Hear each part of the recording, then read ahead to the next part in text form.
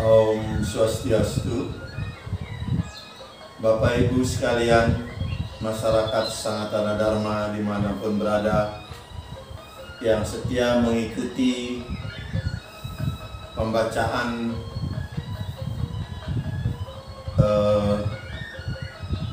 tentang hidup sesudah mati menurut Weda dari majalah Media Hindu, dan saya sampaikan terima kasih untuk itu karena telah belajar bersama-sama saya dengan cara yang paling mudah. Beberapa hari yang lalu kita sudah sampai diperkenalkan tentang surga. Nah, kemudian akan diteruskan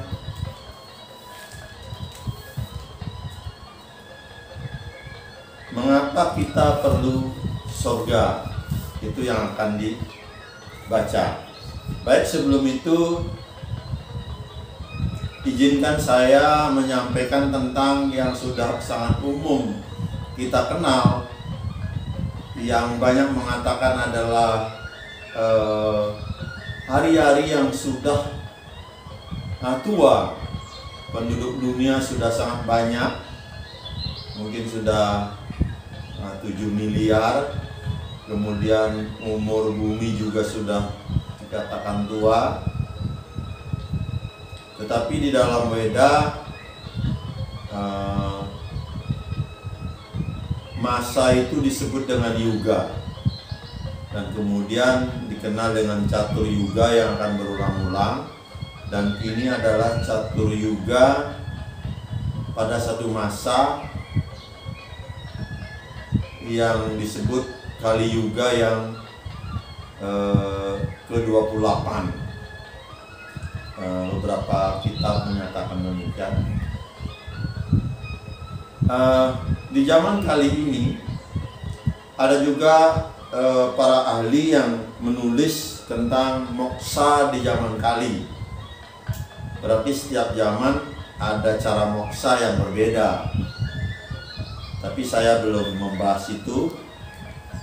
Saya belum temukan idenya seperti apa. Nanti kalau masih ada waktu kita bisa mencobanya. Tetapi di zaman kali ini, guru-guru utama saya menyarankan bahwa saya harus mempunyai wiweka. Wiweka itu adalah digunakan di dalam kehidupan zaman kali ini untuk membedakan antara yang baik dan buruk, dan benar dan salah. Yang paling sulit adalah untuk mendapatkan yang baik dan benar. Gitu. Yang buruk dan salah sangat mudah, dan mungkin saya tidak menjustis. Buruk dan salah itu hampir kita temukan di sekeliling kita. Baik, lantas apa pegangan kita untuk bisa memiliki wiweka? Di dalam Chanakya Niti Sastra itu di halaman 24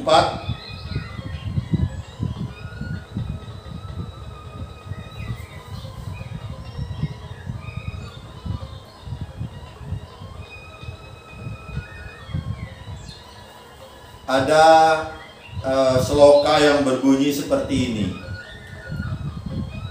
Tasmak sastram pramagam te karya karyau Wiyasasti tau.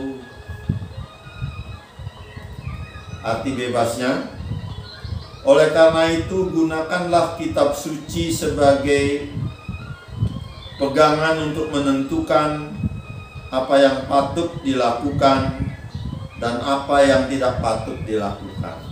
Jadi pegangannya harus kitab suci. Jadi harus punya kitab suci. Kalau seorang Sanatana Dharma tidak punya kitab suci, dia harus berusaha sekurang-kurangnya memiliki Bhagavad Gita. Karena kalau Vedanta, Upanishad itu dia sangat sulit untuk kita pelajari. Pertama, kita harus memakai bhasyanya, yaitu penjelasan ringkas tentang Upanishad tersebut. Kemudian penjelasan secara rincinya disebut dengan karika. Saya contohkan Prasna Upanishad yang hanya 12 mantra, itu karikanya 1000 halaman A4 dengan hurufnya font 12. Dan kita belum punya karikanya dalam bahasa Indonesia. Jadi karikanya juga bahasa Inggris, bhasyanya juga bahasa Inggris. Ya tentu sangat sulit ya. Ya tapi kalau kita ingin belajar, kesulitan itu akan hilang. Zaman Kali disebutkan di Niti Sastra ini adalah sebagai berikut. Dalam zaman Kali ini setiap orang boleh dikatakan nitya badha, yaitu roh yang senantiasa terikat. Nitya badha teramat sulit menyelamatkan diri dari keterikatan duniawi. Jadi wajar sekali kalau orang-orang sekarang mementingkan aksesoris dibandingkan mementingkan isinya. Ya memang zamannya ya. Dalam anggapan nitya badha, hal-hal duniawi merupakan tujuan terpenting dalam hidupnya. Titel, kedudukan, wanita dan harta, semua ini dipandang lebih berharga dari Atma. Ya memang jarang orang menengok ke dalam. Saya sendiri selama 33 tahun bekerja, sang Atma ditinggal, tidak pernah kita tengok. Gitu. Ini disebabkan karena roh-roh terikat senantiasa dipengaruhi oleh 4 jenis kekurangan, yaitu ditutupi khayalan. Kita menghayal. Saya menghayal ingin mempunyai ya tidak tinggi-tinggi sih, sekurang-kurangnya punya Mitsubishi Pajero warna hitam, mungkin itu. Cenderung berbuat kesalahan. Jadi sering kita temukan banyak orang salah itu ya biasa saja, dan dia mengatakan bahwa mohon maaf saya orang biasa, maka tidak luput dari kesalahan.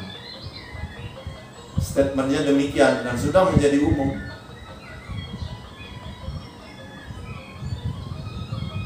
Kemudian di depan mata kita sudah terang-terangan ada tipu menipu dan indria-indria kurang sempurna. Jadi itulah orang-orang di zaman Kali, termasuk juga saya di dalamnya ya. Jadi saya ya seorang seperti ini, mungkin masih ya tidak malu-malu ketika menulis buku titel ditaruh gitu. Kemudian juga kita bangga kalau mempunyai istri cantik dan kaya seperti itu ya. Ya tapi ya memang demikian adanya. Baik, kita tidak berpanjang-panjang di sana, kita akan lanjutkan nanti sedikit demi sedikit. Kita tahu zaman Kali ini seperti yang sudah saya bacakan. Dan sekarang kita akan membaca mengapa kita perlu surga. Mengapa kita memerlukan surga? Kira-kira itu. Mengapa kita memerlukan surga? Untuk memenuhi rasa keadilan. Di dunia ini kita melihat orang-orang baik menderita. Orang-orang tidak baik sejahtera. Jadi kalau sejahtera, tapi juga tidak semuanya mungkin ya, yang orang sejahtera itu mudah-mudahan juga orang-orang baik. Tapi di bacaan ini seperti itu. Pengadilan dunia ini tidak dapat sepenuhnya memberi keadilan. Maka ada anggapan kalau ada undang-undang adalah dibuat untuk dilanggar, itu bahasa umum. Orang-orang berkuasa karena kekuasaan politik, uang, atau kepintarannya sering dapat lolos dari hukuman, bahkan tidak pernah diadili. Jadi kita mengharapkan ada pengadilan sesudah kematian, suatu pengadilan yang tidak dapat dihindari oleh siapapun. Itu jadi kita membutuhkan kelak keadilan. Dan sekarang saya baca di salah satu media 22.000 orang selama pandemi ini setiap hari meninggal. Tentu ada 2.000 orang untuk Indonesia yang langsung menuju ke tempat pengadilan yang seadil-adilnya. Mungkin ya mudah-mudahan mereka orang-orang baik semuanya. Dan sesi ini, sesi mengapa kita memerlukan surga, kita akan lanjutkan di kemudian hari. Dan Awigana Mastu saya tutup dengan Aum Santi Santi Santi Aum.